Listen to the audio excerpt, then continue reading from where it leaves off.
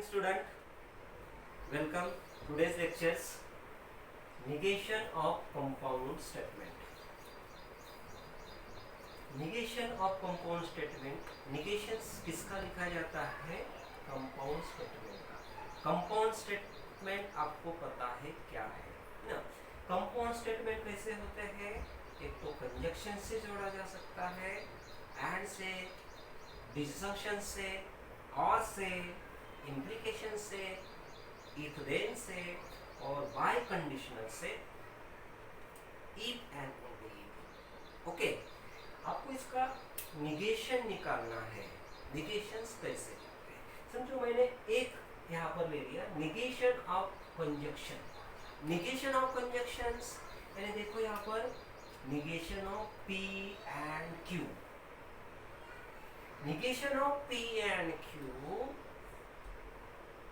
is not P or not Q. not P or not Q. समझो मैं एक example लेता हूँ. 6 is even and perfect number. Write the negation of this. Means 6 is not even or not perfect number. यानी आपको क्या करना है कंजक्शन में, जब यहाँ पर निगेशन ऑफ कंजक्शंस आप लिखते हैं दो स्टेटमेंट का, तो आप निगेशन P और निगेशन Q लिखना है. ये सिंबल्स को और में कन्वर्ट करना है और ये निगेशंस दोनों को लगाना है. उसके बाद में निगेशन ऑफ डिसजंक्शंस. उसी प्रकार से निगेशन ऑफ डिसजंक्शन आप कर सकते हैं. निगेशन ऑफ डिसजंक्शंस यानी आर P और Q, इसका निगेशन लिखना है. तो negation P and negation Q and not P and not Q. आया समझ में? उसके बाद में निगेशन ऑफ इम्प्लीकेशंस. क्या होता है negation of implication? Is negation of P implication की. if P then Q, इसका निगेशन निकालना है. if P then Q का निगेशन निकालना है. P and negation Q, P and not Q. आया समझ में? ये देखो इम्प्लीकेशन यहाँ पर लिखा है मैंने. उसके बाद में negation of bye conditional. Bye conditional first आपको स्टडी करना पड़ेगा. Bye conditional is P double implication Q यानी बाय कंडीशनल. इस इक्विवेलेंट में आप लॉजिकली ट्रूथ टेबल से इसको प्रूव कर सकते हैं. P if and only Q को आप ऐसे भी लिख सकते हैं. if P then Q and if Q then P. है कि नहीं? पहले P then Q and Q then P. इसका आपको निगेशन निकालना है. इम्प्लीकेशंस का आपको निगेशंस पता है. P एंड निगेशन Q आता है. P डबल इम्प्लीकेशंस Q का निगेशन निकालना है. तो आपका निगेशन आएगा P एंड इसका निगेशंस आपको पता है. P इम्प्लीकेशंस Q का P and negation Q and की जगह पर और Q and negation P implications का निगेशंस. इसको पहले कन्वर्ट करना है. Double implications convert to the implications and और देन डबल इम्प्लीकेशंस को आपको निगेशन लगाना है. निगेशंस इसका दिया है जगह. हाँ, P एंड नॉट Q और Q एंड नॉट P. आया समझ में?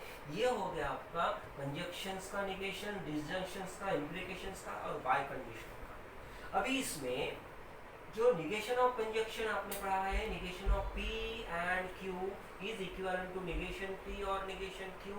निगेशन ऑफ P और Q is equivalent to negation P या निगेशन. ये एक नंबर का और ये दूसरे नंबर का 1/2 इसको बोलते हैं. Means negation are called as De Morgan's. क्या बोलते हैं इसको? डी मॉर्गन्स बोलते हैं.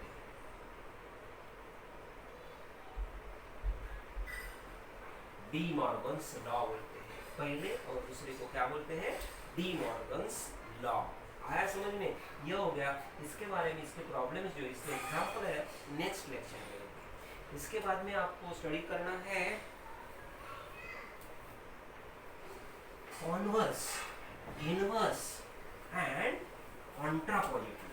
कॉन्वर्स, इनवर्स एंड कॉन्ट्रापॉजिटिव पहले ये समझ लेना चाहिए कि converse, inverse and contrapositive only implications में ही सॉल्व कर, इम्प्लीकेशन में स्टेटमेंट रहने के बाद ही सॉल्व करो। क्या है? पहला कॉन्वर्स मैंने बताया, कॉन्वर्स, उसके बाद में इनवर्स, उसके बाद में contrapositive,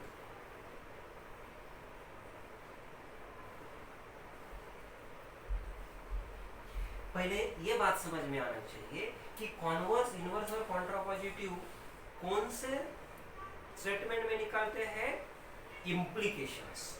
We know that implications is a single arrow. Okay, I can take as the, ये हो गया आपका P implication Q, है ना? इसी का ही आप कॉन्वर्स, इनवर्स और कॉन्ट्रापॉजिटिव निकाल सकते हैं। अभी if P then Q, ये क्या हो गया? if P then Q, Q मैं इसको ऐसे लिखता हूँ, Q implication P is called as